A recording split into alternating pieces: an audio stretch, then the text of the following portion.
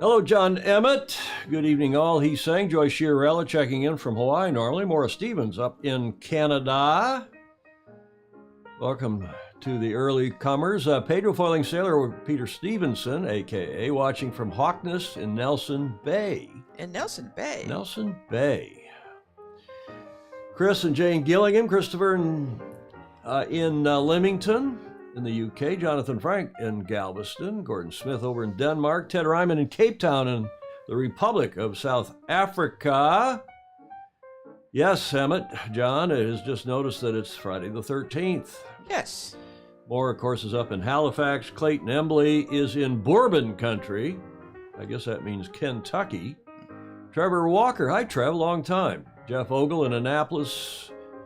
Ed Worley is, I guess, up here in NorCal these days. William Haynes is in Independence, Missouri, not too far from Cincy. Jody Shields, here we go. It's race weekend. Yes, for Sale GP. I wish Jody was on the call in Bermuda. Let's get this one off the dock. 3, 2, 1.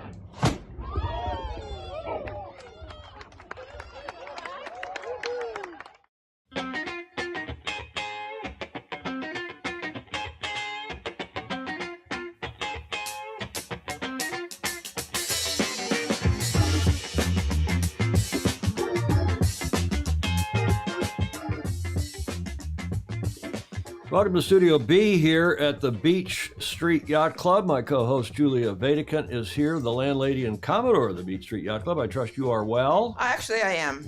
Any hot tips? No, I forgot to look them up. Are you superstitious about Friday the 13th? No. Nor am I. Nor am I. And I went on to try to get some kind of a slide. Yeah. And when you Google Friday the 13th, all you get are the guy in the goalie mask from the movie Friday the 13th. Oh, yeah. And I don't know how many versions there were of that movie. But that's all there is. I couldn't come up with a suitable slide. You were saying? I meant to see something spectacular happening today on the 13th. But I didn't get it on the first go-round, and then I don't know what you're talking about. What? Something spectacular on the 13th. On Friday, Good Friday the 13th story. Oh, not a Good Friday, just a good Friday the 13th story. We better get this one on the road. Oh, yes, we're babbling quickly. here. Welcome to show number 522 for Friday the 13th of May, 2022. I'm your host, Tom Eamon. Thank you for joining us. I think we had enough of that music, although someday I'm going to play that music right to the end, I think. Let's get to the pre-start here with that famously cool race committee boat that John Emmett supplied from his Castle Cove Sailing Club. Castle Cove, yes. And we still are, I talked to Luca Devoti. I guess it was yesterday. He sent me this picture. He's still in bed, bad fever. He's on his back. He's crook. He doesn't, I don't know that he's had a test or not for the Rona, but he sends everyone his love and regards. And as soon as he's well, he will be on the show with that much anticipated report from him about his new boat. He's got a new it's a monohull, of course, but it's a foiler. It's a one design moth. So it's foiling monohull. So we'll see from Luca about that when he's well enough. He hopes next week. I want to thank Dave Perry, who was with us. As you probably all know, he filled in for Luca on Tuesday. It was a terrific show. We went on for a long time, not only about simplifying Racing Rule 18, but about youth match racing and much more. Thanks, Dave Perry, our longtime friend, 50-year friend. Gosh darn. Yes. Rules expert, superb coach, and just all around Pied Piper. Good guy. Yes, lots of kudos for him. Yeah, there were a lot of very positive comments. And again, Julie, you like to remind us to go back and look at those comments. Yes. If you think you've known him, you can go back and look, because you'll discover 14 things you didn't know about him. Exactly right. I also want to thank Alistair Murray, our good, by now, longtime friend, 20-plus year friend from Australia, Melbourne, who did on Tuesday his second, I don't want to call it an episode, his second letter, his second rendition of his Aussie his awesome Aussie anecdote. And he's going to do a regular weekly such anecdote. And we appreciate Alistair Murray, who's one of the key spark plugs in this sport, has been for years. He's the vice president of the Australian Sailing Federation, or whatever it's called now, Australian Sailing, I guess they've simplified it too. And he's former CEO and now the executive chairman of Ronstan, that very fine yacht fitting company. And they, of course, make stuff for more than just yachts these days. Julia, do you know what day it is today? Well, that looks like a. Oh, that's hummus. It is indeed. Well done. It looked like tortillas. What is that? It's International Hummus Day. I love hummus. I don't know why, but every year on the 13th of May, hummus lovers unite to celebrate International Hummus Day. The day also spreads awareness for this delicious food that's considered a cross-cultural phenom. Hummus is an Arabic word that I didn't know this, means chickpea. I guess we should have known that. Despite the Arabic roots of hummus, some historians believe this food originated in Egypt. Still, other groups of people, including the Lebanese, Turks, Jews, and Syrians, have tried to take credit for inventing hummus at one time or another. No matter who actually invented it, the basic recipe for hummus has remained the same throughout, well, not just years, but for, I suppose, millennia. Millennia, exactly. The most basic hummus recipe consists, of course, of chickpeas, tahini. What's tahini? Ground sesame seeds. Well, it says that on the side. Did you know that before? Oh yes, it's you make wonderful. Hummus? Is it? I buy it. Well, I had never heard of tahini. It sounded Hawaiian to me. We should check in with Joyce Chiarella, but it's apparently ground sesame. It's Mideast. Middle Eastern, olive oil, lemon juice, and garlic. Some people like different flavors of hummus. These flavors include sun-dried tomato, spinach, and artichoke, red pepper, basil pesto, chipotle, roasted garlic, and lemon. That just to get us going here on this Friday. Let's get some hummus for tonight, Julia. All right. We can, when we're watching the Warriors basketball game, have some hummus. And what do you eat? What do you eat with it? I mean, just kind of chips. Yeah. But what kind of chips? Well, they're going to be proper chips. Flatbread, right? Tahini is not Hawaiian. No, Joyce Chiarella. We knew that. Ken Saban in Toledo, Ohio. Fritz Mueller down in Miami. Christian Price. And hopefully the rest of her foesies, Davy, Olivia, and Harry, are somewhere near. They're near and dear to our hearts. They're in Sydney or nearly nearby. Was there a mandatory stop at the soggy dollar? Though there's back and forth today about various. Look at, they're all carrying on. I'm hot for that. The chili scarf, Julia Beta Kent Gordon Smith is saying. Oh, thank you. Is that chili? It looks. Yes, they're chilies, red hot chili. Oh, they chilies. Are. They're not hummus though. They are not. Well, we could add a little red hot chili to the hummus. Okay, before we get to the sailing news, while we're admiring Julia's scarf, don't give us hashtag where's the scarf, because if she doesn't wear one down here, I give her hell. She wears that gold coin around her neck that's worth thousands of dollars. Show us that gold coin. Where's that from? Brazil? No, well, it was purchased in Brazil in 1950 by my late husband, and it's a 50 Mexican peso. What's it worth today? Somewhere between $3,000 and $4,000. Wow, and you got a few of those in your safe deposit box. 20 of them. Wow. But that's two generations of escape money. Well, Carlos Aviz, who's down in Brazil, will appreciate that. International Hummus Day. But I also wanted to give, this is Dr. John Campbell, the COVID expert, the professor of nursing from the UK, whom we admire and we follow his YouTube videos. I'm only going to play a minute of this, but he has some I think, very good statistical news. It's probably not new news for people, at least in the UK and the US, but some of you in South Africa where you're having a bit of an uptick, Ted Ryman and co., take note of this. Well, a warm welcome to today's talk, Friday the 13th of May. We've got some good news for the United States, the United Kingdom, Europe today. And the news in China and North Korea is actually pretty bad. Now, the good news is that the BA2 Omicron variant, which of course is taking over from the BA1 Omicron variant, which of course took over from the Delta variant, but they're becoming progressively less severe. They're producing less severe symptoms. So we've got world-breaking data today from the Zoe Symptom Tracker study, which is showing that the BA2 symptoms are less severe than the BA1 symptoms, both Omicron, of course. The BA2 more transmissible but less severe. So this is a very encouraging trajectory that evolution is on, or the creator of the evolutionary process is on. It's working out really well, whichever way you look at it, in that the virus is becoming more transmissible, generating more immunity, but generating less severe disease as we go along. Now, let's just start off with some information here from the symptom tracker study. Now, we see that the cases have gone down quite dramatically. They're still going down. Excuse me, Julia, I had a little tickle in my throat. Excuse me, I don't think we need to watch any more of Dr. Campbell's video unless it Where's takes your cough switch? unless it takes time. I'd used it. Unless it takes some time. Let's get off of him. But, excuse me, that's Dr. John Campbell, our COVID expert, and Britt, a professor of nursing, as we said. Excuse me. Okay, enough of all that. Am I gone? That's better.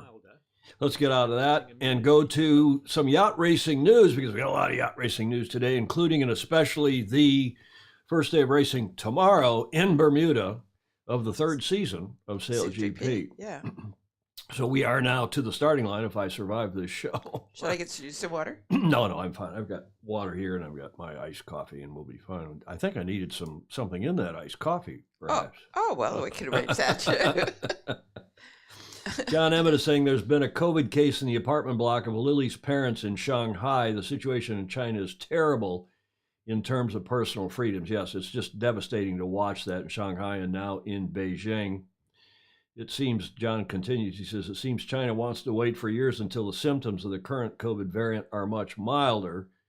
It's interesting, all the reports coming out of North Korea. I don't know what that's all about.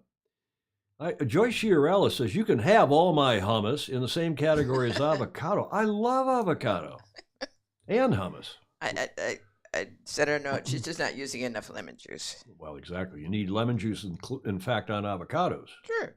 Okay, let's get to sailing. We're talking about all this non-sailing. So we do have John Emmett's regular report. He is checking in from Weymouth at the UK Nationals of the Finn class. John's report.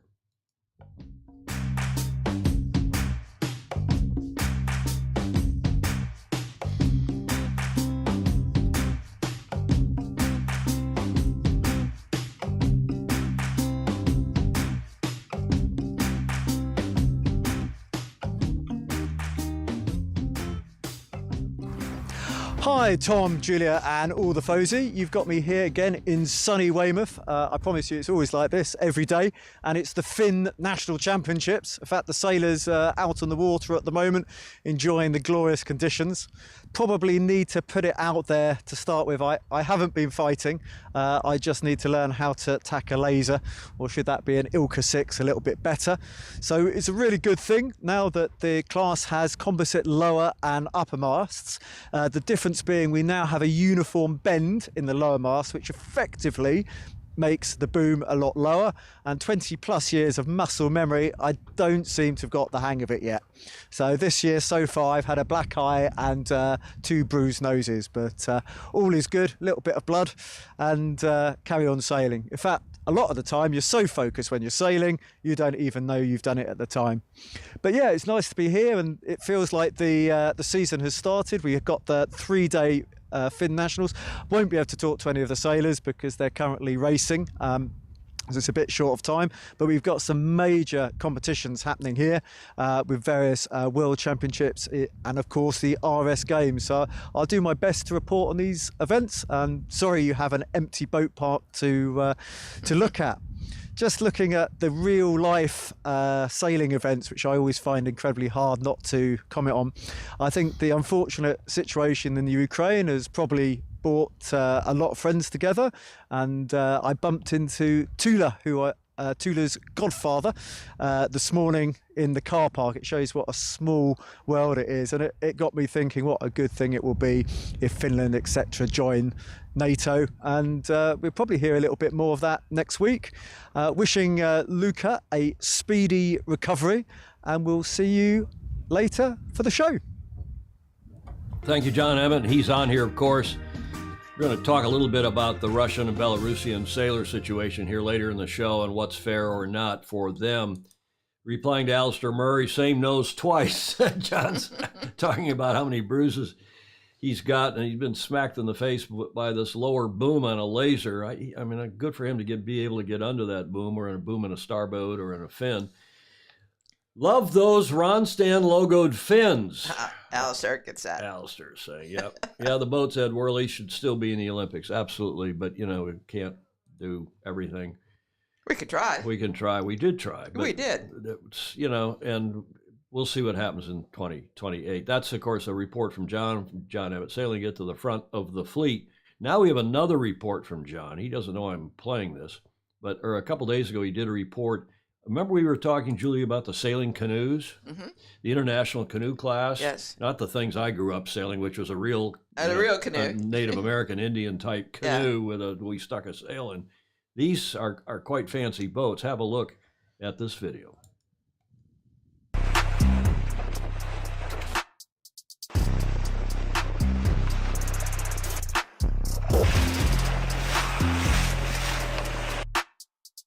And I'm here at Castle Cove with the international canoe champion. There's Glenn from Fusion Boats. Can you introduce yourself and tell us a bit about the class? My name's Glenn from Fusion Sailboats, and I've been in the canoe class now for 3 years. I've had a couple of boats in that time. I've now got quite a smart one. I've learned to sail it a little bit better. I'm just really enjoying the technical challenge and the performance of the boat, to be honest with you. Can you just tell us a bit about Fusion as well? So because I've been sailing all my life, been around the sport, I understand now as an older man perhaps what people are looking for, and The accessibility side of it. and some of the Formula One type stuff with the 14 and the canoe helps just generate innovative ideas that we can filter down at a more. And now it's time to talk to the contender champion. I'm Graham Wilcox. Yeah, today, or the whole weekend, has been a ding-dong battle with Adrian. It's been good racing. He's super quick in these conditions. So for the benefit of the people who weren't here this weekend, what were the conditions like? Sea breeze, bit of a fickle sea breeze, quite patchy. Just tell us a little bit more about the design, and it's a class I'm not particularly aware of. Well, I'm new to the class, and I spoke to the designer, and I think it comes in 3 sections, like the hull, the buoyancy, and then the decks. Quite a lot of carbon fibre. So it's very light boat. Yeah, all up, mast, boom, sails, rudder, 74 kilos. Wow. So it's a really, really modern design. And what sort of, without making any judgment, what sort of size person does it really suit? Well, the range of sailors here go from about 72 kilos up to about 98. Wow, that's a huge range. And I'm in the middle. I'm about 80. What about this weekend? Obviously, you're going to be walking away with the trophy, as it were. How was your weekend? Surprising. Surprising? I didn't expect that. It's my first open meeting. Oh, amazing. The boat felt beautiful. The wind suited me. Yep. Any windier, I think I might have been in trouble. Oh, wow.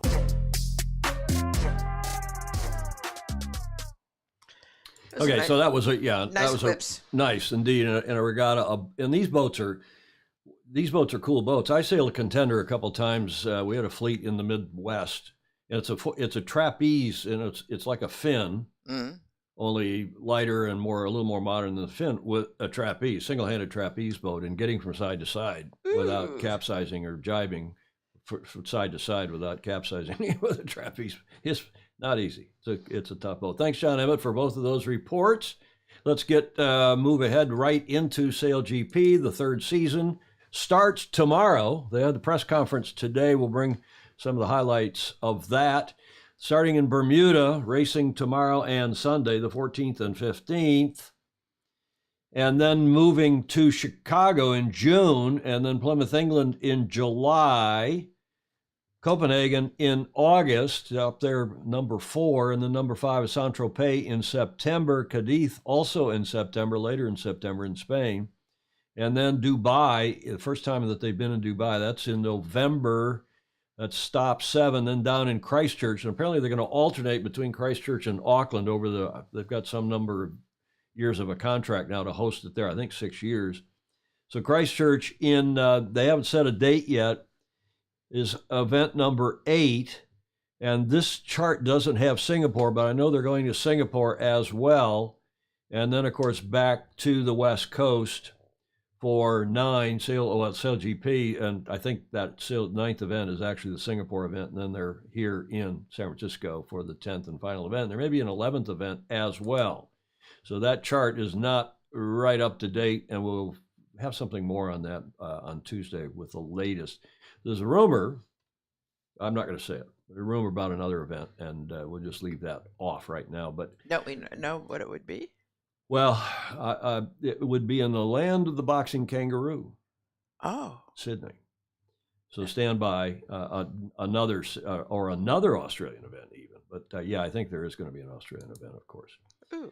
Okay, volume a bit low. Maybe I need to put my hearing aids in. John Emmett is asking. No, we're right up there against. So John, turn your volume up a bit. I don't think you need hearing aids. Tommy Slingsby and his Australian team, of course, have won the first 2 seasons. And we will be watching this weekend to see if they're still on track to three-peat, if they at least have a good start for their ambitions to three-peat. Certainly they do. Tom, of course, has been picked up by New York Yacht Club's American Magic, and that will be an interesting development as well. Here was some of the big news. Maybe the biggest news is who's not there, and that is JPN, Team Japan. Nathan Outeridge will not be racing, as we've been telling you for some weeks now, when we'd heard that one here. So we'll give you some more about that in a moment. Jimmy Spithill will be interesting to see if he can lift his game. And one here is that Rome Kirby, who had been the CEO of that team, and then Jimmy took over, and Rome was sailing on the boat last year. Apparently he is not sailing on the boat this year, from what we hear. Also, it'll be interesting to see how Sir Ben does in his new livery, his light blue livery that actually we saw here in San Francisco. Good-looking boat, I think. Magnus, did you see Magnus's report this morning, Julia? No, I didn't. He said that looks like Spider-Man, red marks, red stripes on the light blue. And, of course, Magnus is cheering on for Sir Ben, as you would expect. New teams from Canada and, of course, from Switzerland. Be keeping an eye on them as well. But particularly this Canadian team, I think, is going to be interesting. They're well-funded, although this guy who's Mr. Pi, who's backing at PYE, Yeah.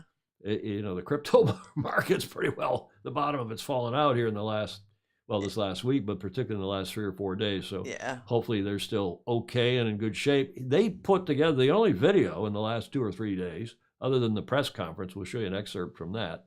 But have a look at this Canadian video. It's a bit longish. It's maybe 5 or 6 minutes, but I think we'll run the whole thing because it's the only real video we have of one of these teams prior to the start of the Sail GP Season 3. Good. Have a look.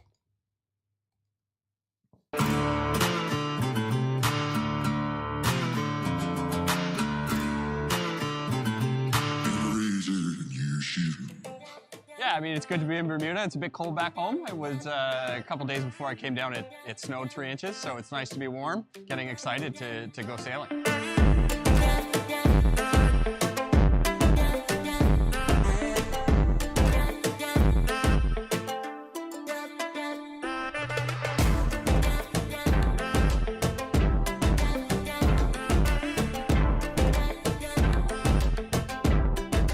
You don't really have expectations for the first day. You just hope that you bring the boat back in one piece and everyone else back in one piece as well. And I think until they actually feel it for the first time, it's pretty hard to understand what you're talking about. We've been talking about it a lot, and now it's time to put that chat into action.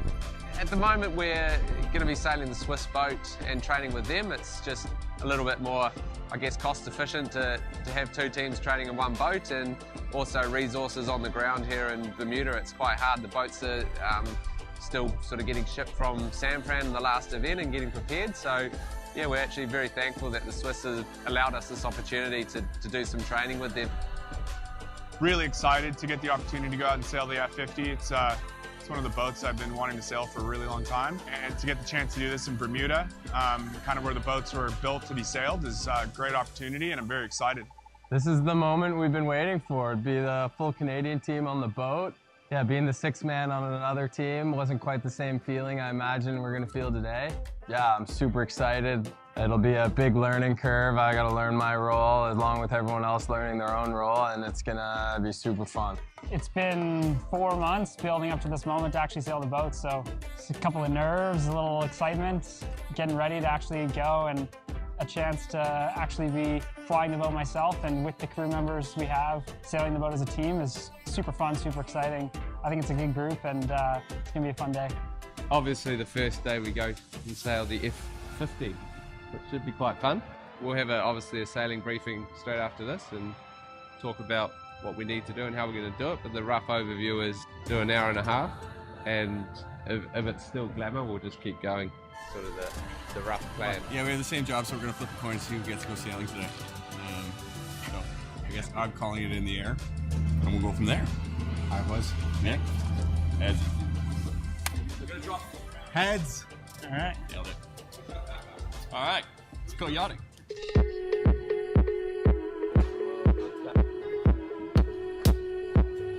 This is the one. There's nothing like it. You know, this is a boat that's completely unique to the sport of sailing. The role, flight controller role, is a completely unique job to the sport of sailing. So it's hard to know what exactly to expect. Just excited, a little nervous, and happy to get into it and learn as much as I can. Yeah, there's obviously quite a bit of anticipation, and I think everyone's pretty keen to get out there and give it a go and show sort of what they've got and see how prepared they actually are. But in reality, I don't think they know how underprepared they actually are. So it's going to be a bit of an eye-opener today. Stoked the most. Stoke levels are high. Yeah, I'm really excited. We're switching on to the F50 for the first time as a Canadian team, and it's quite exciting. It's gonna be good. Take it slow, and I'm so fired up.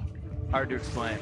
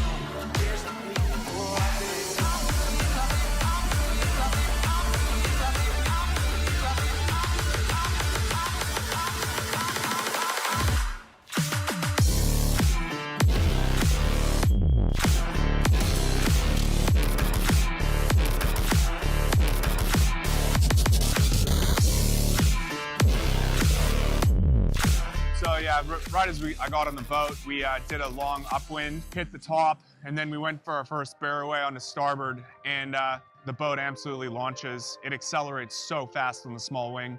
You just really feel yourself holding on, and you know, for the first second, you get the G's hitting you, and it's an incredible feeling.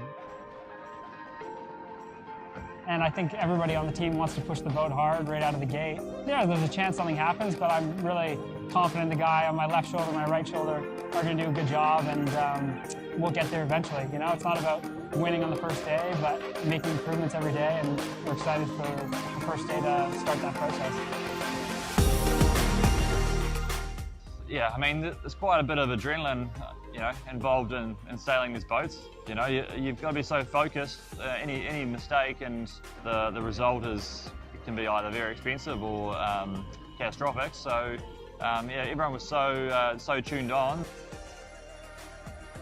Just getting out there and being able to see all the functions and how the boat actually reacts, just how much the wing pops. Just to calibrate myself as a sailor on the boat and understand the movements, getting across, understanding the G's of the boat. It's not like a typical displacement boat that I've done a lot of my racing on. It's a foiling, really fast boat, so just figuring out exactly how it all operates and functions will be a big thing.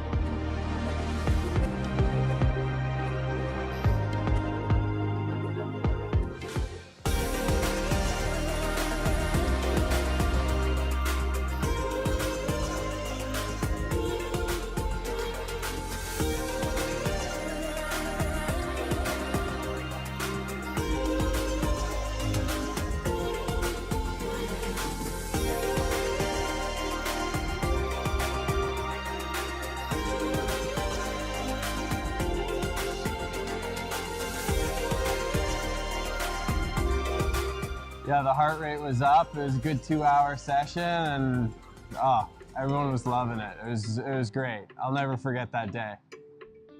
First impressions after the day was, look, it went better than I expected. We were a bit further ahead than I thought we were going to be, and we're Okay, progressing. you get the idea of this.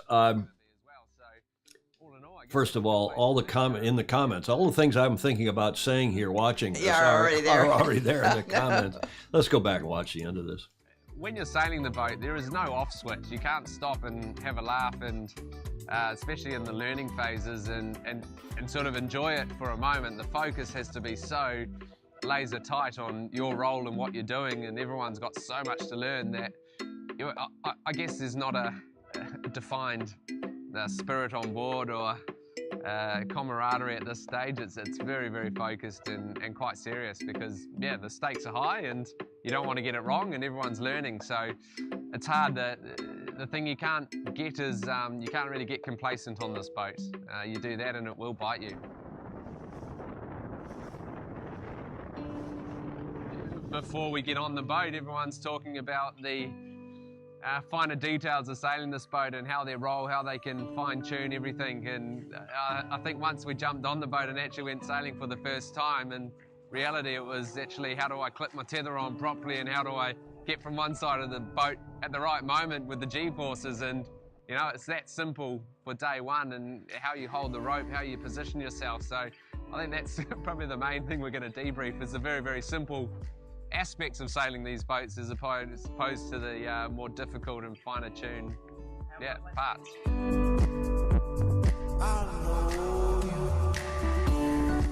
Okay, nice video. And Morris Stevens, you now have a team to cheer for up in Canada. Stingray, I agree. I think these videos have been terrific. We'll talk about the increased penalties. Yeah, They doubled the penalties. We're going to talk about that when we get to the press conference. Is there a back bacon sponsor for Canada at Worley?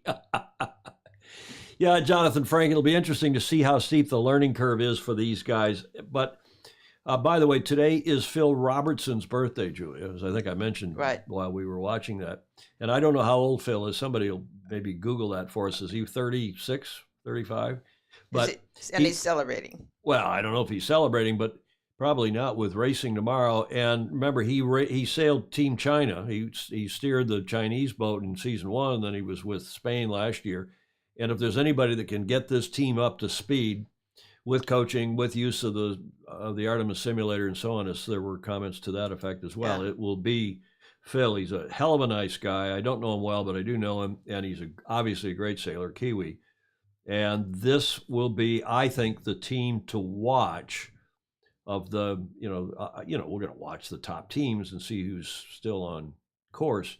Another Finn sailor, John Emmett, is saying, yep, there's some Finn sailors there. Nice of the Swiss team. Morris Stevens says, yeah, well, Russell said, hey, guys, come to both of them, the Swiss team as well. Come to Bermuda early and get some time in. We'll get the boats there so that you're not crashing about. They don't want to have anybody get into trouble here. In this first regatta. They don't want to crash into the boats. There were a fair few collisions last year. It's interesting to see that they've doubled the penalties. Yep. And I think that's healthy. And Gordon Smith and Stingray are talking about collisions and scary collisions. And Gordon Smith mentioned to me in a DM, I think it was, direct message a few days ago, but maybe it was on the last show, that this SailGP needs to have some safety cages a la Formula One around maybe the boats, and we'll see if they're, we'll see. Stingray saying Jordy Schammer helping ESP could surprise some of us. He looks very sharp. Well, we'll see. Russell was in Chicago a couple of days ago. Ken Saban saying, yeah, he was advancing with, I think, with Julian DiBiase, that regatta. But nice video. Yep, it's great to see this Canadian team. I'm going to watch them too. I've got a special place in my heart, as you know, Julie, for Canada, being a hockey player, and my wife was born in Montreal. And this comment that several people have made about, in fact, Magnus saying this is the USP, the unique selling proposition now of SailGP. I'm not quite sure that's true, but the lady on the woman who is on the Canadian boat, Georgia Lewin LaFrance, is being touted. She's being called the co-helm, the co-driver, co-strategist and co-driver. So she's apparently quite good. I don't know her. And they're talking, this is from Magnus Wheatley's post today. And this is the last sentence here at the top. He says, if he did, meaning Russell Coutts, there's competition in the cool stakes now. This isn't 2002 anymore when Russell, bestrode sailing like Colossus.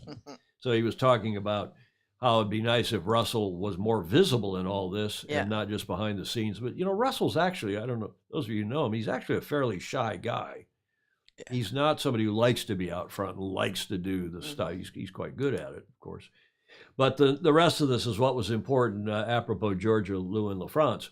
And the properly cool ones, they're talking about, well, Russell's cool and he's not out front enough, but the properly cool ones, Magnus is saying, are to be found right at the back of the boat, meaning the women.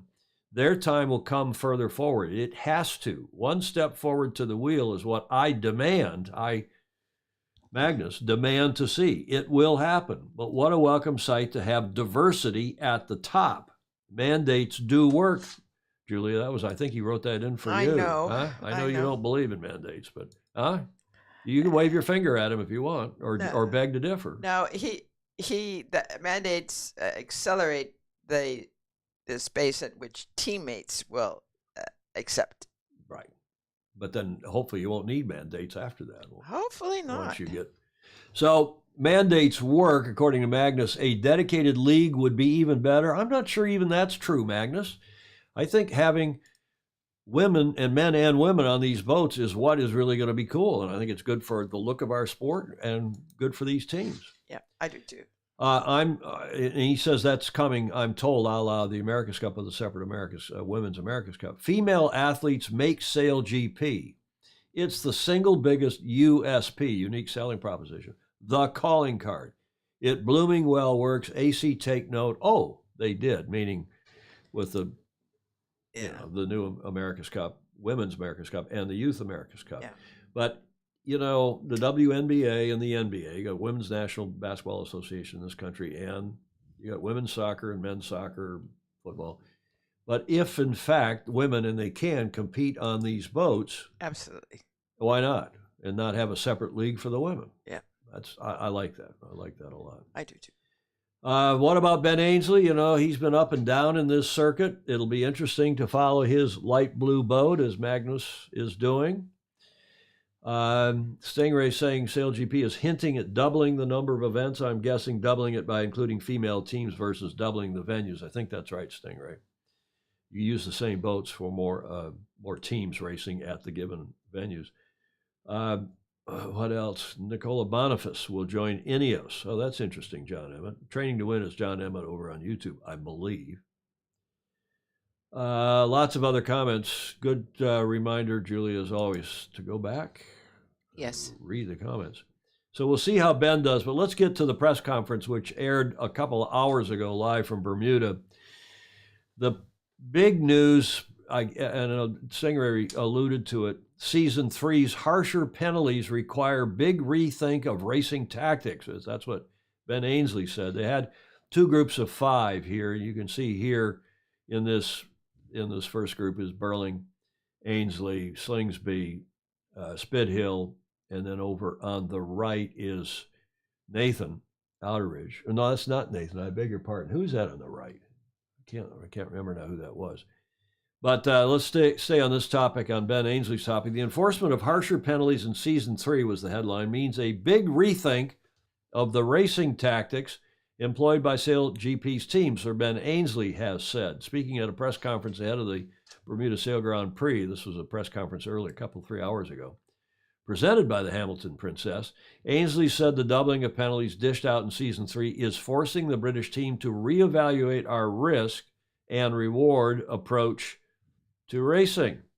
The harsher penalty policy was introduced ahead of Season 3 to deter contact, collision, and crashes between rival boats.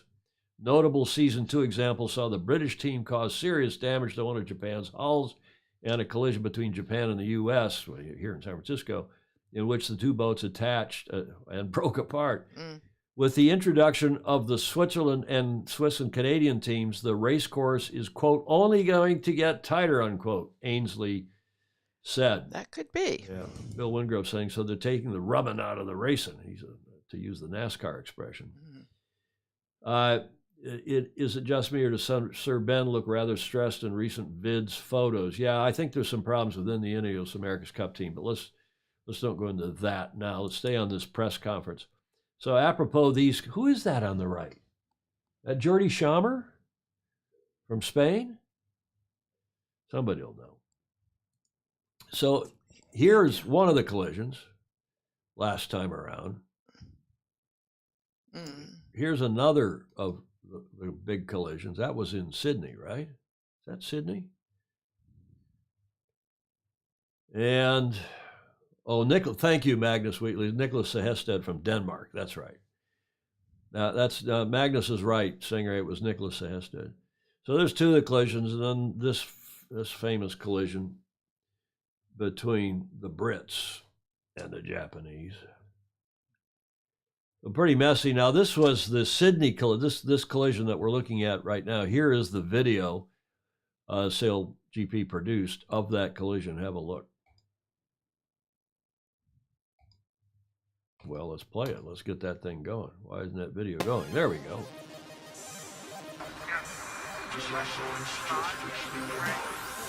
The day started really well, and we felt like we'd made some good steps forwards for this event. The tune-up day and then the practice racing day, we were going very well, and certainly races 1 and 2 were right end of the fleet.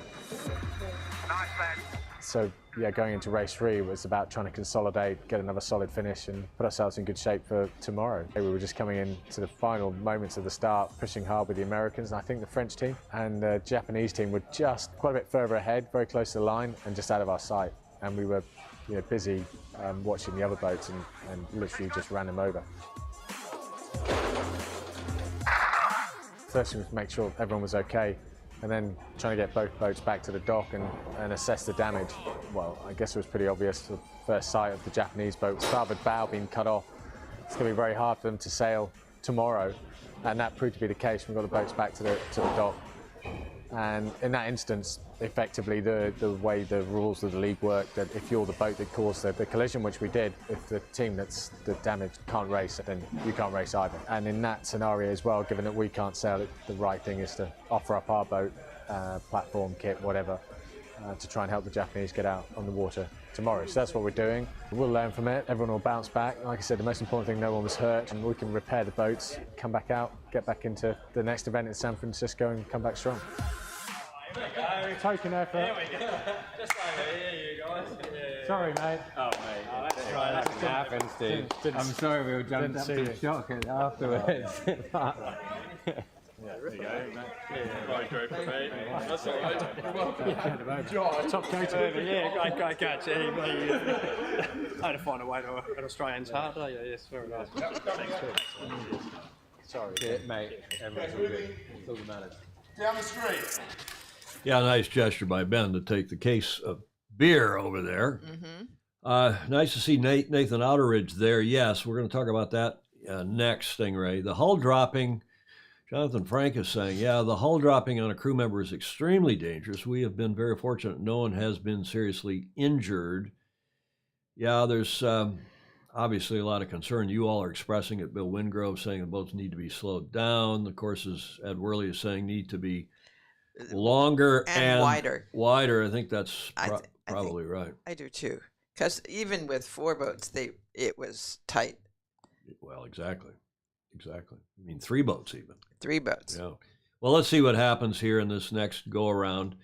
There was more news out of the press conference, and arguably the biggest news, although we've been telling you about it for some time, so it wasn't exactly breaking news by any means. But Nathan, he issued an urgent appeal for financial backing ahead of season 3. It's nice that Russell had him there. He's there on the left side of this second group of 5 guys at the presser. And he, in fact, I got a call yesterday from Leo Takahashi saying anything you or anybody else can do to help find us some dough, some bread, some supporting. Japan. Yeah, and they're talking about $1 million for this season and maybe more to to be able to get back in this season and then finish out the season, because they're going to build this other boat. There will be a boat available, but if another team, say from Europe, comes in, or another team from anywhere, but let's say another European team, say Germany or Italy, or tell me who, come in and say, hey, we want that boat, not the the Japanese boat. And here, well, France is in, and puts money on the, puts some money on the table. Then the Japanese, if they don't come up with some bread, aren't going to get that boat either. So this came out of the press conference, and Nathan made this appeal, and I listened to it today. And you all should go back. It's on YouTube, that whole press conference. And the press release said Japan driver, I'm getting used to driver, I guess. I don't know. Japan skipper. Helmsman.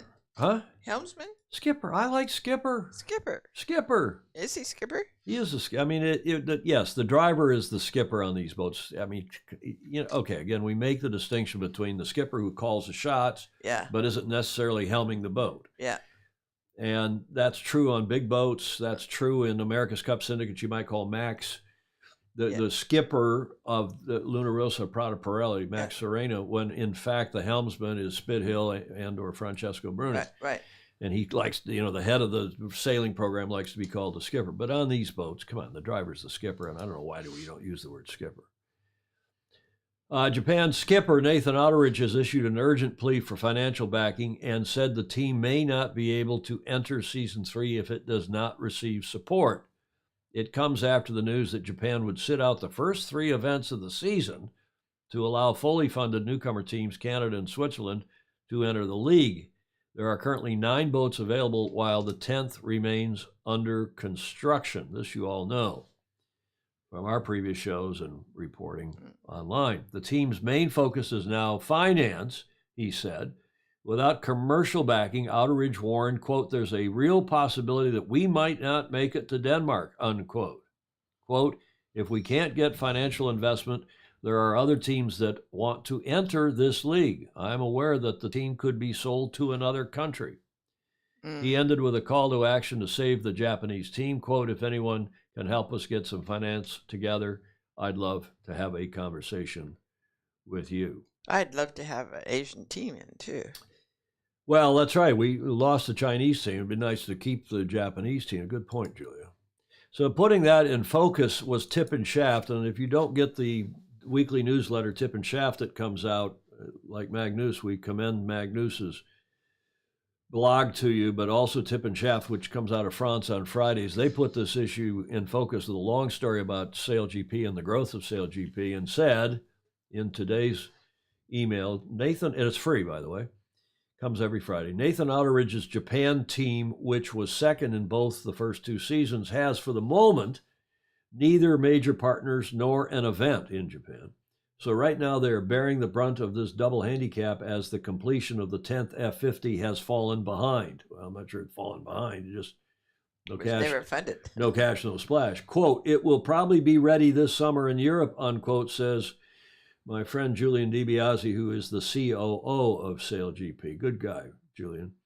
Contractually, the newcomers are guaranteed a boat, so the Japanese boat has passed into Canadian hands.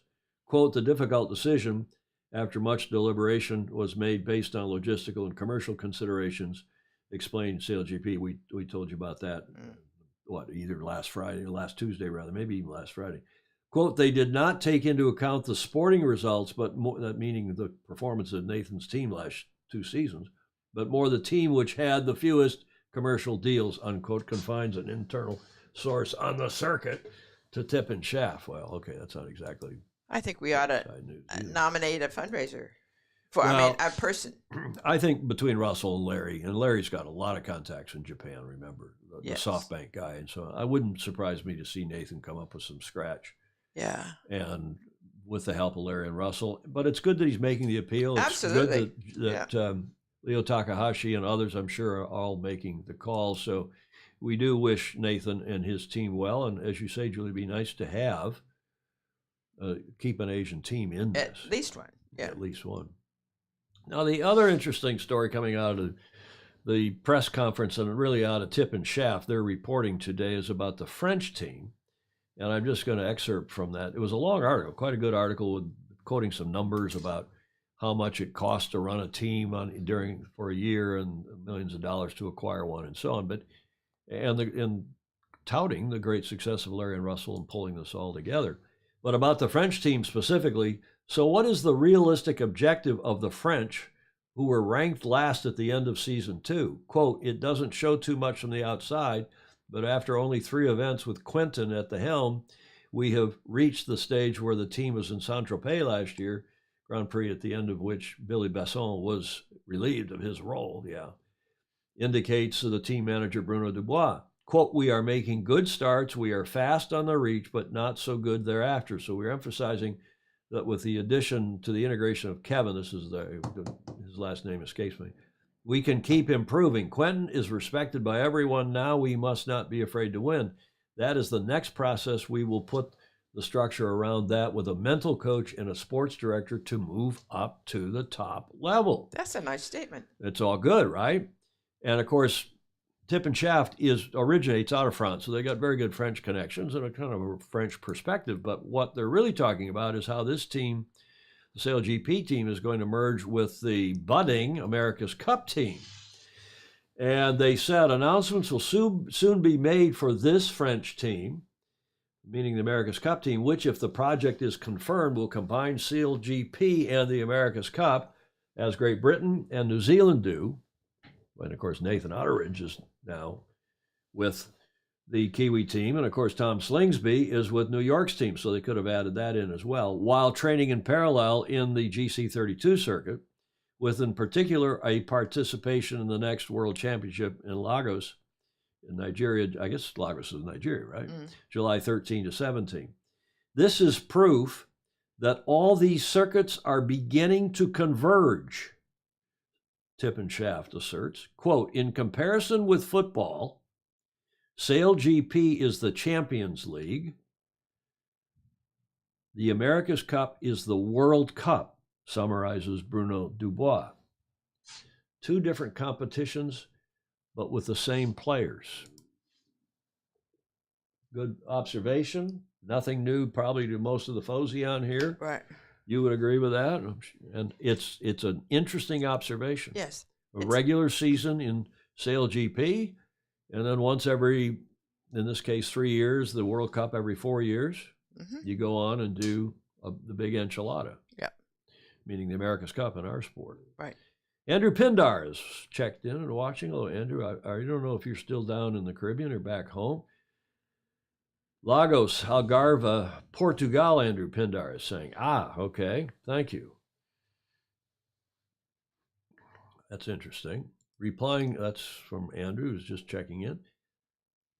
Well, Pindar was in, he wasn't in that was Andrew McIrvin. Pindar was in, and maybe still is, in Jeddah. Yep. What's wrong with selling high-dollar sponsorship from the respective countries? Nigeria, LOL. One never knows. Okay, thank you. So that Lagos is actually out in the Algarve, out in the south of Portugal. Good. Okay, replying to Ted Ryman, it wouldn't hurt. Yep, about sponsorship. Stingray Nathan said that they may not get their boat back even by Copenhagen. Yeah, that's right. So we'll see. Other funded franchise, well, I don't know if they're funded or not, Stingray, but other franchises are knocking on the door. And of course, as you know, we've been reporting, and it's public, that Tom Slingsby, we told you he was going to New York, and now that has been publicly announced. So that makes another America's Cup and Sail GP connection. And one hears that contractually, these guys that are signing up with both Sail GP and the America's Cup have in their contract that they will have a window of time, 2, 3, 4 months, to be able to go do the America's Cup. As well as back and forth between their cup training. Well, I hope that's true. And Sail GP. So Tommy Slingsby is one of them as well. So that's our, let's see if there's any other comments. Stingray saying at least 2 of the Spanish Sail GP crew have now put off competing in the next Olympics to concentrate on Sail GP. Is that Spanish? I know that's true for the French as well, Stingray. That a couple of French sailors have put off their campaigns, both Olympic and otherwise. With venues announced in the UAE and Singapore, we could see funded franchises from there next. Yeah, it wouldn't surprise me. Good point, Stinger. It wouldn't surprise me to see a Singapore team. And there's a Dubaian stop now on the circuit. Would there be a Dubaian team? There might be a UAE team, indeed. So we see. So Slingsby, we talked about day one of racing is tomorrow at 09:30 Pacific is the start, and it goes live on YouTube and I think on their Facebook page as well. I'll watch it on YouTube, which is at 16:30 UTC. I don't know what time that is in Bermuda. I guess 9:30 is 1:30 in Bermuda, isn't it? I think they're 4 hours to the east of us, but 16:30 UTC. They're live on YouTube and presumably on their website and also Facebook page. Tomorrow, Saturday, and then again on Sunday, same time for day two. And we'll be tuning in, won't we, Julia? Yes. I will be anyway. Okay, let's see if there's any other questions or comments. You all could do this report.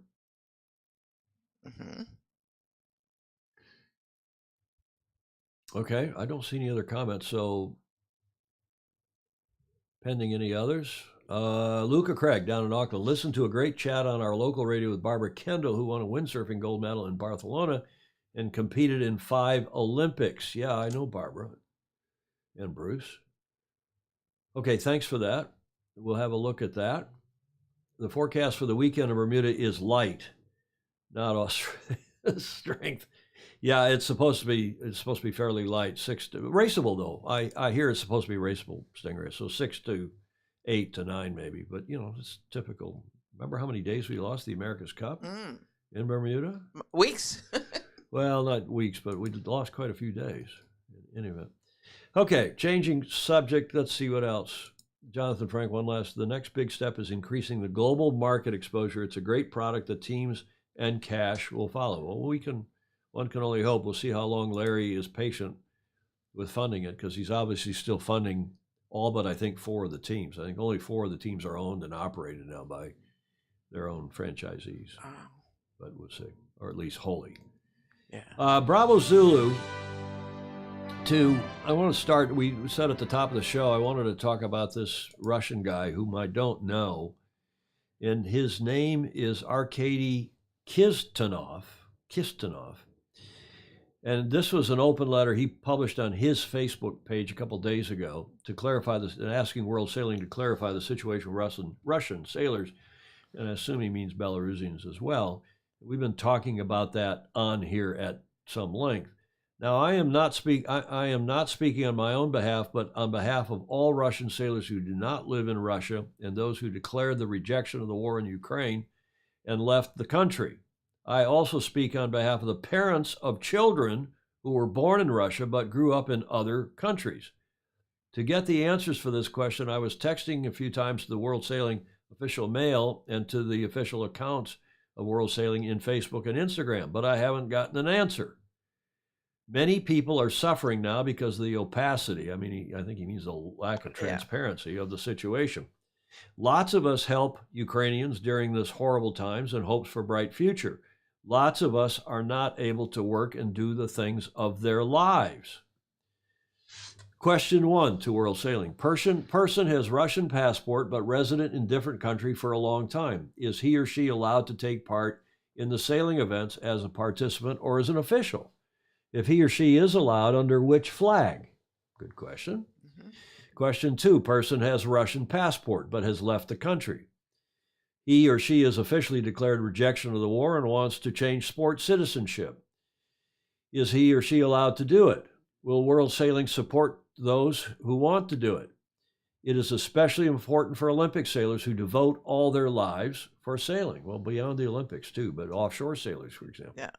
Question 3, child was born in Russia but lived in different country with parents most of his or her life. Is he allowed to race? Okay, not under the Russian flag. We had cases with 8 to 12-year-old opti sailors. Yep. All of these situations are tracked not in favor of the sailors. I'm not sure exactly what he means, but you get the gist, right? Tracked, CKED. Tracked. I see. Okay, tracked in favor of the sailors. Yeah. I call World Sailing to an answer. I ask all my friends and officials to share this post to clarify the situation. No war. Well, I mean, this is what we've been saying on this show all along. First of all, you got to you got to care for these people who are not, just like in 1980 when our countries in the West declared a boycott of the Olympics, and well, you know what that did to stop the Afghanistan thing. All it did was ruin their Olympic program, their Olympic careers for many of them. And then in '84, the Eastern Bloc retaliated and ruined it for a whole bunch more athletes, sailors and athletes, non-sailing athletes. So this is ridiculous. And that's why I, again, call for local control. World Sailing can issue, they should be issuing edicts, they should be issuing guidance, which I think is what they have issued, to be fair. They should be issuing guidance and then let local organizations, Andrew McIrvin, for example, in the IMA, International Maxi Association, is better situated than World Sailing or U.S. Sailing or any other national governing bodies to decide whether or not Comanche is owned by a Russian oligarch who's been banned, or if it's owned by some other company or whatever. And if there are Russian sailors who are not part of the whole, Russian Republic and aren't supporting Putin, they ought to be allowed to sail, in my never so humble opinion. Yeah. You agree, Julia? Yeah, I do. And local control, local decisions is the way to do this. Now, the Olympic sailor starts to get a little more difficult, but think about some Russian sailor who has no use for Putin, no use for Russia, wants to do an Olympic campaign, and tell me what class, or Opti sailors who are Russian kids. They ought to be allowed to sail, in my opinion, not be banned from the sport by a knee-jerk reaction from World Sailing. Now, why isn't he getting any answers from World Sailing? Who's supporting him? I assume that World Sailing, they're going through the machinations. The guy get this thing. They say, we don't have an official letter from the guy. We don't deal with individual sailors, will be their first response. We only deal with national authorities. We're waiting for some national authority or class association to put this forward. And then once they put it forward, then we'll respond. And then, the bureaucracy of World Sailing, and we got to put it to our executive committee. They don't have a meeting until next month or whenever it is. And they got to circulate drafts and yada, yada, yada. But also, somebody's going to ask who's paying for the athletes. Well, and that's a fair question, but who's going to decide that besides the class or the club, some local organization, or a national authority? If somebody in the U.S. Sailing stands up and says, hey, look, we got a bunch of Russians who live in, for example, they don't, but in Russian River here up north, in the north of San Francisco, or on Long Island where there's a big Russian enclave in Long Island and Long Island Sound, some of them sail, no doubt. And, they've been living here. There may be Russian passports, Russian birth. They don't have any truck for what, to use an old expression, for what Putin is doing. Tell me if I'm wrong. Gordon Smith, could there not be a World Sailing flag for them to sail under? Well, they could sail. I'd let them sail under whatever flag they want. Replying to Sting, where they're resident. Stingray, non-Aussies have no idea of an Australian's inner strength and cunning. Okay. Oh, and Arcady, have I pronounced your name, is on here. He's watching. I don't know the gentleman, and I haven't talked to him. He didn't send me that. I saw it on his Facebook page. He's on here, Arcady Kissinov. So thank you. We'll look forward to any comments, Arcady. And solutions. And solutions, exactly. Agreed. Just not under the Russian flag, Duncan Withrow is saying. Thank you, Duncan. Let the Russians sail. None of this is their fault. Stingray is saying up in Seattle.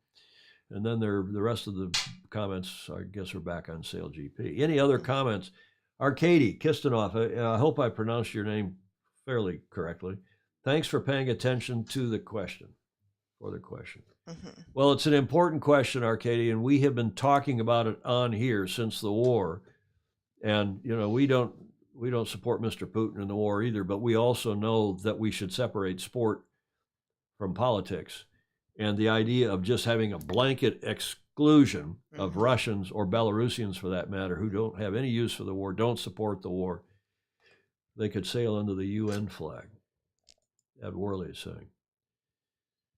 Well, I hope, Arcady, maybe we get you on here.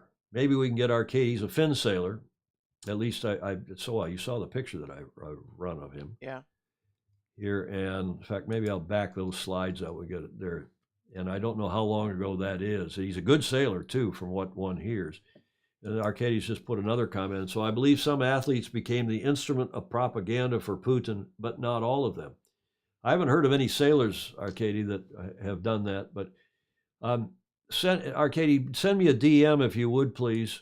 And let's see if we can get you on here to talk about this topic, because I do think it's an important and interesting topic. Don't you agree, Julia? Yes, and it deserves a solution. Everybody's sort of wandering around. Exactly. So there he is in his fin, and I think the Fin European some years ago. Fantastica. Is that the name of his boat? Mm. And I'm sure Luca Devoti knows him, probably John Emmett. The sailors need to sail under the Pussy Riot flag.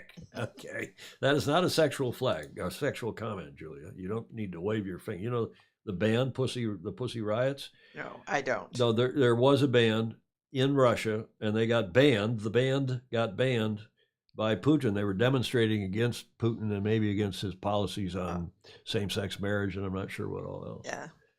That is the name of the design, John Emmett is saying. That's a Fantastica. Is it? Oh, okay. That's not the name of the yacht. He's got a sponsor umbrella.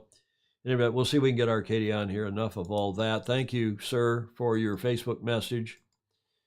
Arkady Kistinov, who is Russian, and I'm not sure where. I thought I saw on his Facebook that he'd studied in Nelson. I don't know if that means Nelson as in the UK or Nelson as in New Zealand or where. But nice that you're on here. Had no idea he'd be on here. I've never had any contact with him. Now, this is for my mother, who is on here, and she loves these Aussie Ideens. She loves the 18-footers. Has for a long time. And this is a video I came across it popped up on my own. I love YouTube. There's no audio with it. And let's see if how's that? Okay. Sail Media, their YouTube channel. I'm going to back that up because I don't know why that lower third is on there. That lower third distracts from the bloody hell. That's my undoing. Well, you get the idea. They're going down the mine. They auger in here. It's amazing the boat holds together. It's a real testament to the strength of the boats. They're so much fun to watch. They are so much fun to watch. And there's a slow-mo here of it now, a couple of repeats. I'm sorry about the lower third. And as I said, there's no audio. I've never heard of this Sail Media. They've got all of about 24 views and no more subscribers. But this is I think a 1080p video. It may have been 4K, shot 4K though. It's beautiful stuff. Look at this. Mm.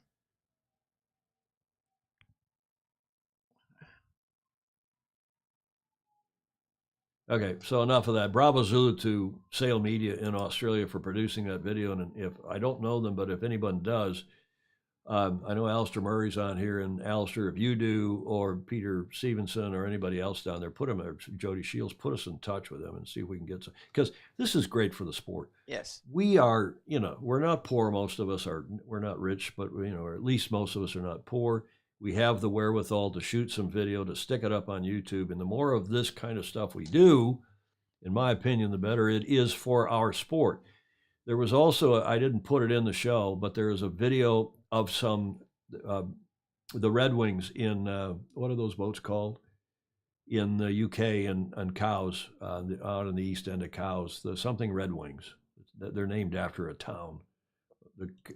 I don't know. And they're strange looking boats, but they've been around forever. And I had that video in the show. I'll maybe run it in the future. What's the name of the town?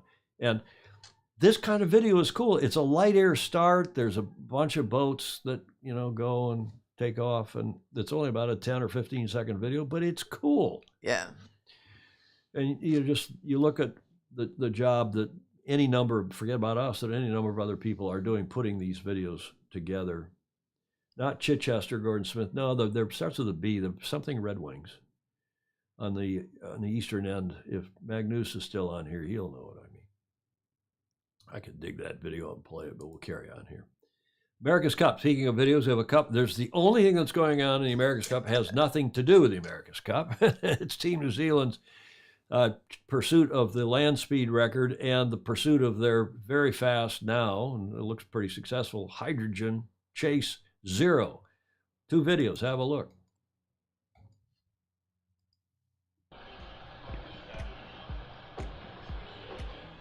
Bit of a frenzy coming up as we try and get ready to get out on the tarmac at Whenuapai. the yard have completed all the main structural elements, and so now it's cockpit fit out, canopy, all the steering and control systems, the front wheel assembly goes on, the rear wheel assemblies go in. It's really fitting it out, getting the pilot in there and getting it fitted out to suit him. Everything's gone together so well, the pod's gone on, looks awesome, fully assembled. Sign writing, once that comes on, the vinyl goes on, looks $1 million, so. Last piece of the puzzle, just been out to Omega Street to pick up a wing.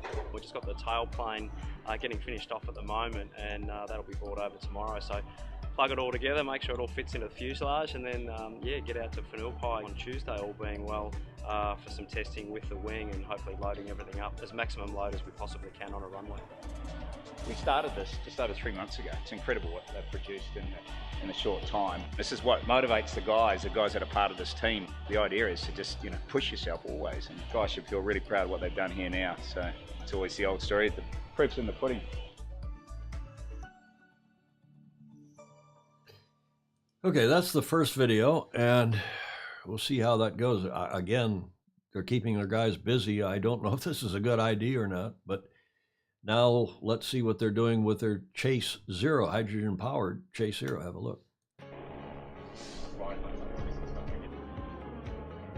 We've filled the thing up with a full load of hydrogen overnight, and we've got both our hydrogen tanks at 96%. We're going to go out and see how long we can go for on a full tank of hydrogen. Sit around 30 knots, somewhere close to that, and just get a cruising range and testing the reliability of the boat at the same time.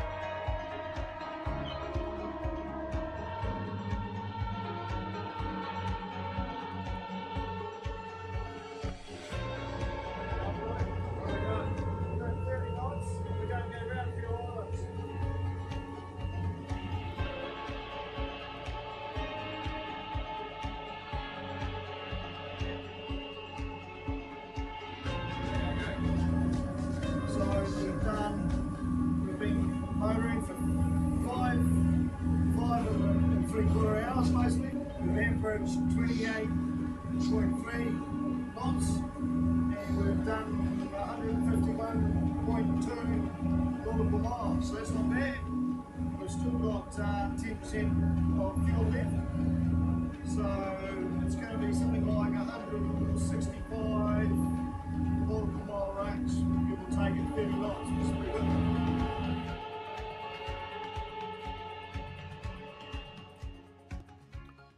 John Emmett needs to help them with their audio on that engineering on that second video, but you get the idea. Yeah. And yeah, Alan Long, it's both videos. Maybe I didn't introduce them clearly. So we have the land yacht and we have the hydrogen yacht, and that's what's keeping them busy. If anyone can break the land speed record, it's Glenn, Alistair Murray. We'll be following that. I think that's interesting, and it's sailing. It's not exactly yacht racing, but it's one of the preeminent teams in the sport. Luca Craig, on my bike ride the other day, stopped and chatted to a couple of guys sitting by a container in the corner of the ETNZ base, and they were compressing the hydrogen for the boat. Wow. That's interesting. With the land yacht, I'm not certain that rubber tires will provide enough lateral resistance, Gordon Smith is saying. I think profile aluminum billet wheels is the way to go. That is amazing, Emmett is saying. Useless with foils, you cannot beach the boats. The humming is apparently from the foils. They will be fine-tuning them, Stingray is saying. That's all very interesting, though. Okay. Now, here's the aforementioned Red Wings. It's Bembridge. Bembridge, so I had that right. Bembridge Red Wings. And some guy in the club or in the class is shooting some videos of these boats. They're classic. I've sailed one, actually, and a couple times. Yeah, there was a guy who was on a committee at World Sailing, was chairman of a committee on which I sat, and he sailed a Bembridge Red Wing and invited us down. We did sail. Good looking boats. They're cool boats. They're kind of weird. They're loose-footed main, self-tacking jibs from memory, and cool stuff. So there are videos being produced by clubs and classes, but we need more of that. And with the kids doing YouTube videos today, Julia, I don't know why every club doesn't have a video committee, an AV committee that's producing stuff like Chris Ray does for St. Francis. Right. And they can do it for their own club. Well, for their own club, at least, exactly. Yeah. I mean, you were the one who was responsible for getting St. Francis to live stream their Wednesday yachting lunch, and first Right. of all, record it and then live stream it. Yeah. You said, come on, let's go record it, and then we have it for posterity. Yeah, it's been going on for 65 years, and think of all the stuff that's on there. Exactly. So now It's you been got us to lost. record it, and I said, well, we're going to record it. We might as well live stream it. This is 4 or 5 years ago. And they're still streaming it onto their YouTube channel, and other clubs should do the same. I think it's great for the sport.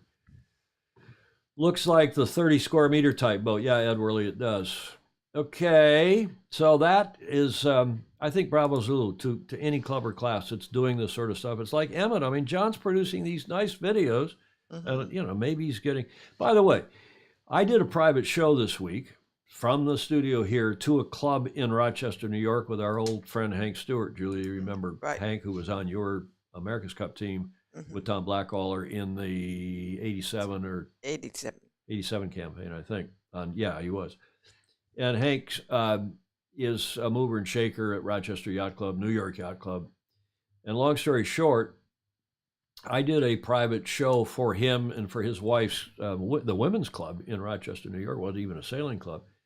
Live via Zoom to a big screen in their whatever the room is where they do events. And I'm happy to do private shows. You know, we may need a couple bucks or a contribution to Sailing Illustrated, but you know, it saves airfares and everything else. Happy to do a live show private to your group, Q&A and so on, hosted by one of you.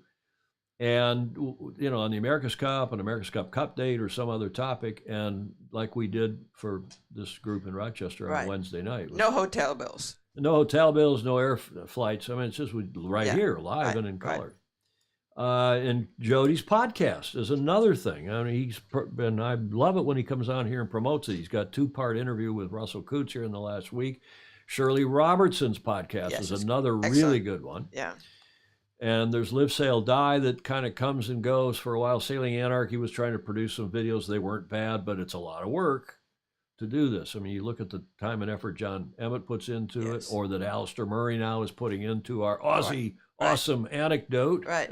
But it's wonderful, and it really does bring in different flavors and exactly lots of different information. And I'm serious. We get Arcady on here and get a Russian perspective of what's going on. I really hope to hear from him. Stingray's asking, where did you come up with the title Bangin' the Corners? My mother liked that too. Okay, this day in history. Let's have a look. Do you know, Julia, what happened on this day in history?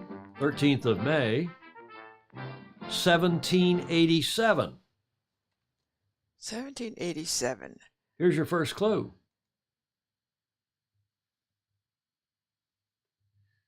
Oh, yes. That is Admiral Arthur Phillip. He was British naval officer, and he ended up in Australia as the first Governor General, in fact. Yeah. He was alive 1738 to 1814, and what did he do and what happened on this day? See if any of our Aussie friends know that. Come on, Aussies. He was the first to get to the Australia land. Not to discover it. Not to discover it. Arthur Phillip led the first fleet to Australia and founded the penal colony at Port Jackson. At Port Jackson, which of course now is the city of Sydney. He got there in 1788. Arthur Phillip served as the colony's first governor during its first difficult years until 1792. He is remembered for his enlightened attitudes toward the indigenous Aboriginal people and for his efforts to avoid famine and ensure supplies reached the struggling colony. Yeah, Fog Machine is saying the Botany Bay landing.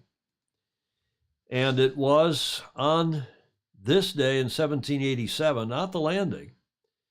Living conditions in the United Kingdom in the 1770s and the 1780s were appalling. The Industrial Revolution meant that many workers had been replaced by machines, and small farmers had been forced off their land as the rich and powerful used the Enclosure Acts to expand their agricultural holdings. Aha. Little historical perspective.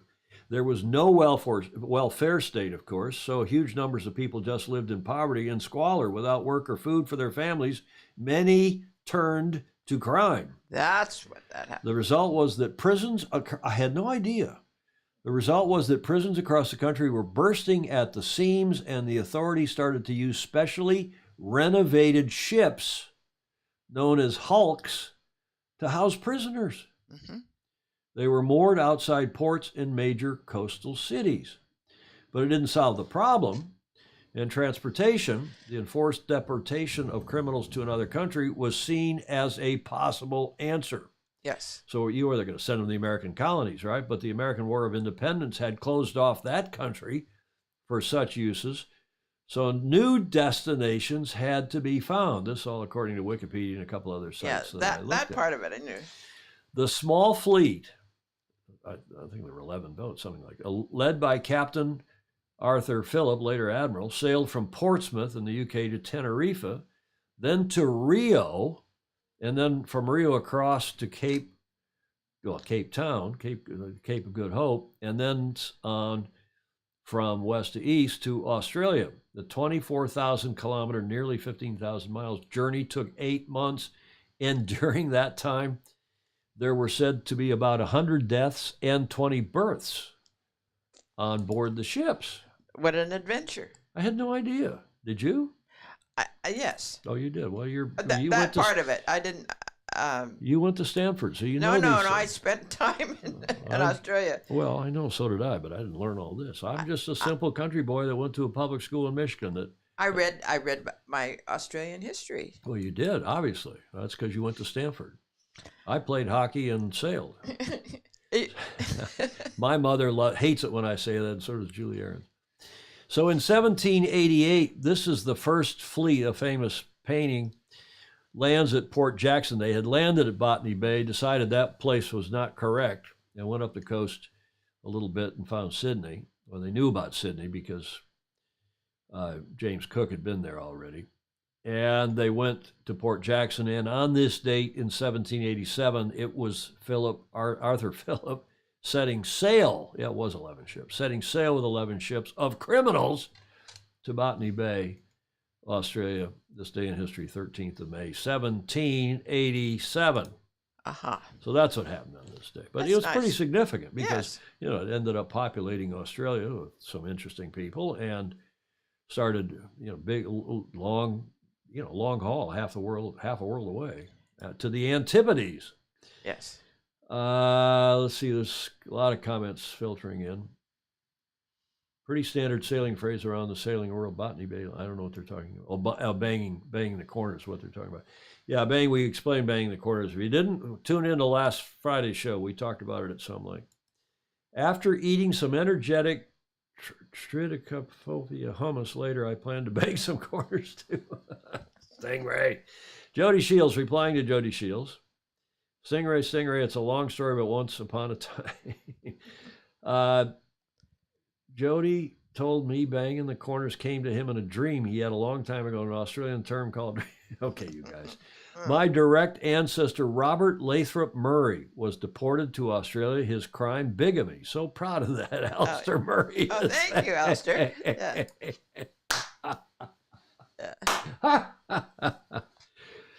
Well, it sounds like it was some berths on that ship. They must have had some action on the ship, right? Right. British prison ship hulks were notorious for the bad conditions American sailors suffered in them during the Revolutionary War and the War of 1812. Okay, must have taken some American prisoners back to the UK. Amazing how the Ineos boat 1 has been relegated to the same service even now. Not quite, Stingray. No. Not quite. Okay, that's what happened on this day in history. All sailing related, eh? Pretty important to our Antipodean friends as well as our Brits. Which brings us to everybody's favorite segment, correct or croutonic. Now, this also came out of the Tipper Shaft today. In Valencia, this week, a new 60-foot mini, that's not an America's Cup boat. That is not a test boat. That's not a 40-footer. That's not one of the old boats. That is a new Mark Mills designed 60-footer, a mini maxi called Flying Nika. Flying Nika. Yeah. Stingray saying I call Crutonic even before we start, just on the music. So what is the Flying Nika? Well, this, again, out of Tip and Shaft. The image of the week by Fabio Toccola is the Italian photographer. I looked him up. No, it wasn't the first new generation AC-75 that made its very first sea trip on Thursday in Valencia, but the all-new Mini Maxi Flying Nika. This 60-footer with foils, concept developed by Mills Design and built near Valencia at King Marine. It was recently awarded a prize in the project category at the Foiling Awards, is intended to sail in the Mediterranean both on inshore and offshore races. Aha. At the helm is an Italian owner passionate about speed. He is also a car racer, Roberto Lacorte, who is already racing on the 69F on that circuit. So I ask you, is this yacht, as an offshore yacht, it's one thing to have the semi-foilers in the Vendée Globe in the Imoca 60 class, but a fully foil-borne, see, they've got a centerboard at least. It looks like they do. Yeah. See that? Mm-hmm. They got the leeward foil. Of course, the T-foil on the rudder. And they've got the windward foil up out of the water, and I guess they have a dagger board or dagger foil here in the middle. Alan Long says he loves it. I ask you, is a fully foiling offshore monohull correct or Crutonic? Is it only going to be used in flat water? But now What's it going to happen when the sea gets up? it's going to rise on top of it. Looks like it has a center. Yeah, Ed Worley is saying the same thing. Center cube with a bulb. Interesting design. Mm-hmm. With a nice emoji there, scratching the chin emoji. Jody Shields, have you heard about? Okay, Jody. Okay, we've heard about your podcast, Jody. I bet King Marine builds the new French AC Challenge boat too. Stingray is saying. Alan Long, I love it. Duncan Withrow, I want to see it in a big sea state. Right, exactly. Andrew Pindar, Charles Dickens' novel Great Expectations had a prison ship within its storyline. So we're back on that. I didn't know that, Andrew. Don't remember that, but I should have. Possible Crutonic in bad weather and high sea states. Ed Worley says, John Sangmeister, it's Crutonic. I knew John, if he were on here, would say it was Crutonic.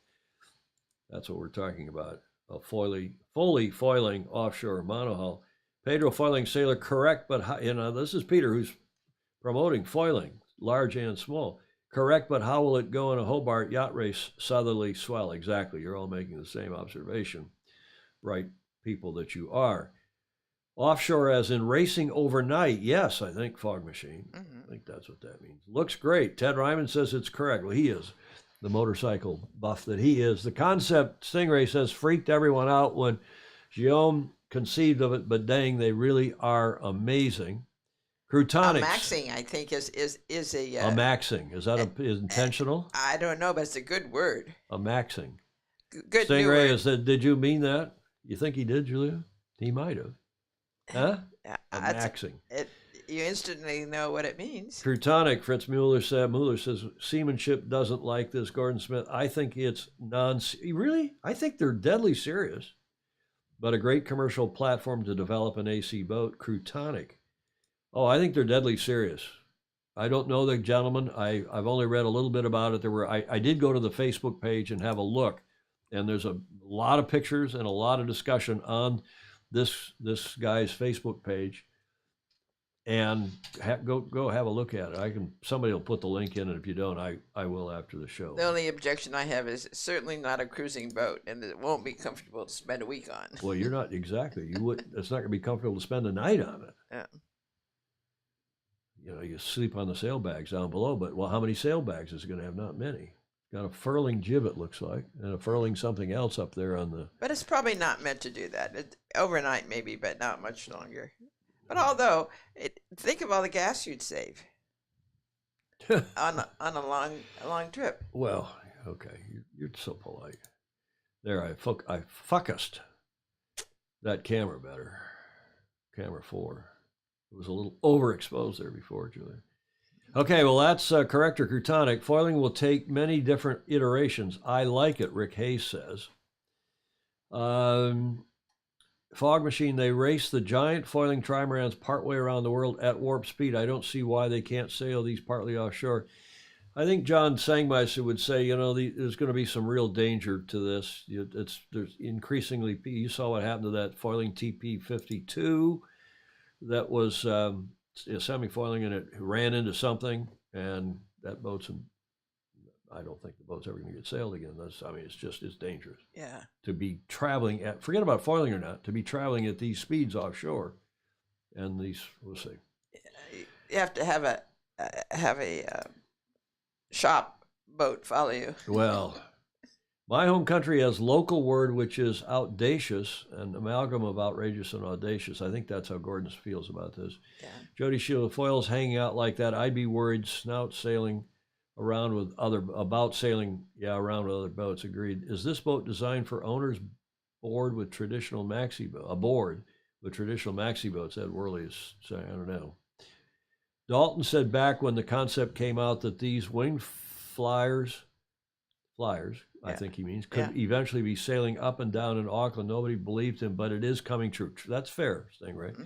Gimbaled quarter berths. Where do you put the head? What's the next step? Take the human element out of sailing also? Yeah, you could sit on shore and with a joystick. Yeah. They need to learn from the hydropter guys. Fritz Miller, good point. Yeah. Sangmeister will tell you the same thing. Julie, anything else on that topic? Nope. Good, because I want to move forward to the D block and to our favorite personage whom we don't know. We keep saying we're going to track him down and invite him onto the show sometime. Yes. For Whiskey Tango Foxtrot, I ran this slide the other day, courtesy of Ed Worley, because we're talking about the price of gasoline and how you're towing your motorboat. I wish he, again, as I said in Tuesday's show, I wish he were towing a sailboat here. I guess this is Amish country in Pennsylvania. Mm. We do have quite a large clan of people, right, that still don't believe in the Amish. The Amish, they don't believe in mechanical devices. That's correct. And thanks to Pedro Foiling Sailor, Peter Stevenson sent the following slides because everybody's talking about the price of gas. I put up a picture of the $7 plus a gallon gas we have here in California, and you saw that it spawned comments, people from the left thinking, oh, this is Putin's price hike. People on the right saying, no, it's Biden. I've never, just all we're talking about is the price of gas and how high it is, and we'll forget about the reasons. It's just out there. LOL, OMG, I thought Whiskey Tango Foxtrot. And there's some funnies that came along thanks to Pedro Foiling Sailor. Oh, I'm not broken down. I just thought you'd be cheaper than buying gas. Alan Long says that Amish, the horse and buggy thing is done in Ohio as well. Yeah. Is that an electric horse? Stingray wants to know. Come on, when I was your age, I had to walk 6 miles through snow to get to school. So your parents couldn't afford gas either, the kids. Mm-hmm. That's funny, isn't it? Mm-hmm. And they're all clean because Pedro Foiling Sailor would never send anything to him that wasn't. Here's another one reminding back in 1952, which, Julia, to me doesn't sound that long ago. No. Gasoline cost 20 cents. That's true. A gallon when you pulled up to the pumps. When you pulled up to the pumps, 3 guys came out and checked your oil and your tires and cleaned your windows. You remember that famous scene in Back to the Future when Michael J. Fox pulls up and all the guys come out. That used to happen. Of course. I remember that well. Bunch of movies like that. And the kid, a little tyke, is saying, this must be that thing they call senility. Yeah. Okay, one more, the funniest one of all. We're registered at Shell, Mobil, BP, and Texaco. Thank you, Peter Stevenson, for those funnies. It made me laugh this morning when I was putting the show together, and I hope it helped lighten it up for all of you. One other piece of news here that I put into the finish line. It's a very cool regatta. I've never sailed in it. I'd love to. And maybe Andrew McIrvin sometime will help, or any of our Italian friends, our Neapolitan friends will help. But this is the start of last year's Regatta di Tre Golfi, of the three Gulfs in Italy, and it starts in Naples. That is the infamous Mount, you know that in the background? Yeah. Vesuvius. Uh-huh. In the background, which I guess still rumbles a little bit from time to time. It does. But that race starts tomorrow, I think, evening at 1900. 1700, 1900. 24 maxi yachts are set to contest the annual Regatta di Tre Golfi of three Gulfs that departs on Saturday evening, tomorrow evening, the 14th of May, from Naples. This year, the 67th edition of Italy's second oldest offshore race forms the opening event, an offshore component of the International Maxi Association's Maxi European Championship, part of the larger Tre Golfi Sailing Week. There's another sign, another example of what a great job our Fozy, Andrew McIrvin, is doing with the IMA and these Maxis. Absolutely. Supported by Rolex's official timepiece, the IMA Maxi European Championship is organized by the Circolo Remo e Vela Italia under the patronage of the Italian Sailing Federation, the FIV, and in cooperation with the Yacht Club Italiano, Real Yacht Club Canottieri, Savoy, I used to know how to say that, and the IMA. It's a fabulous event. I really want to sail on this. That's a good picture too. And because they're departing at the golden hour. They have, this is from also from last year. These beautiful. This is another Carlo Berlanghi photo of a yacht called Fra Diavolo, Vincenzo Adesi's Melia 60, and there are just fabulous photos from last year's event. And Gordon Smith agreeing Andrew M. is the head of a great organization. The guy who's the president, who's an Italian, I believe, also is doing a good job. The Maxis will set off from Naples, Porticciolo di Santa Lucia, home to both the historic Castel dell'Ovo and the Circolo Remo, at 1900. There's the time. Tomorrow, Saturday, the 150, it's only 155-mile course, sees the fleet head north through the bays of Naples, Salerno, and Gaeta, around Ponza, and then south, quite a course, then south, where they can leave Capri to port or to starboard, continuing on to the Lee Galli Rocks, the turning mark off the Amalfi coast. They then return via the south side of Capri to the finish line off the Maria Grande. What a great... It just sounds fantastic. Yes. I want to do that, Julia. And Yes. here is a parting shot from last year's race. As the IMA president, this guy, de Froidmont, continues. See, there was a quote earlier in this piece. It's a great pleasure to see the enthusiasm of the Maxi fleet for this event. With so many Maxis competing in the Regatta di Tre Golfi of the three Gulfs and the Maxi Yacht Sorrento Trophy, the IMA Maxi European Championship will be one of the most successful events in the Med. It is the result of a long-term collaboration between our association and the organizers. As president of the IMA, I can only be proud of this. Good luck to every competitor, and I could not agree more. Bravo Zulu to the IMA, to those Italian clubs, and to the Maxi owners and the president. It's gorgeous, and it brings back memories of the big boat series that went around the world every. The old Whitbread, the old days. Well, of the no, but I Whitbread. mean, there's a whole bunch of the big boats that travel around. Oh, and the the world. Maxis when there was more of a traveling circuit. That's true. Well, pretty Caribbean and the Med. Yeah. Great stuff. Beautiful shot by Carlo Borlanghi, Julia. And Oh, gorgeous. you were a racer chaser. I was a racer chaser. You would go to a lot of those events. I did. Julia, your witness. Yes. Take advantage of the information that we have here to share with your friends. They will be very glad to do that. Just like, follow, and share. Indeed. Comments welcome too, even in replay. And speaking of comments, they're still pouring in. Gotta go, Fritz Muller. Thank you. Thanks, everybody who joined us. Stingray Dr. Andrew McIrvin suggested months ago on this show how these Omicron variants would hopefully get less lethal over time. Yep, that's what we heard from Dr. John Campbell at the top of this show. He was very prescient, thankfully. Jody Shields, my tip is keep your eye on Canada Sail GP. With Spain, things could get spicy. That's interesting. I'm really interested, Jody. I agree. I think the Canadian Sail GP team with Phil Robertson, who, of course, was with the Spanish team. Yeah. I agree, and that's why I featured them in that segment. I'm looking forward to this. Should be fun. Yep. Racing at 09:30 Pacific time tomorrow and Sunday, which, again, is 9:30 plus 16:30 UTC, so you can figure out. Trev Walker, thank you for joining us. Gordon Smith, Matthias Collins down in South America. Have a great weekend. Don Lunabos as well, to all of you. And finally, if you'll support us on Patreon, join the increasing number of people who give us $1 or $2 or $5 or $10 or more in some cases. Really helps. A month. Keeps our lights on. In fact, we bought a new light. You see Yes. the lighting over here. You can't see it on camera too, but you can see there's a little more light over the top of Julia, which gives a little light here on not only on her head, but now I've got not only a key light up here, this big thing, but a fill light. And hopefully we look better. But it's just little minor technical things like that, right, Julia? It is. To say nothing of paying my landlady sometimes. Sometimes. And the heat and electricity. Julia, last thoughts? No, I just want all of us to stay together. This community does. We have a fabulous community. We have a great sport, and we say it always at the end of this show, but what a group of Fozy, what a group of people, a community we have, and we appreciate all of you coming on. And what a fabulous sport. You look at these images, more clubs and classes to do videos like we're seeing.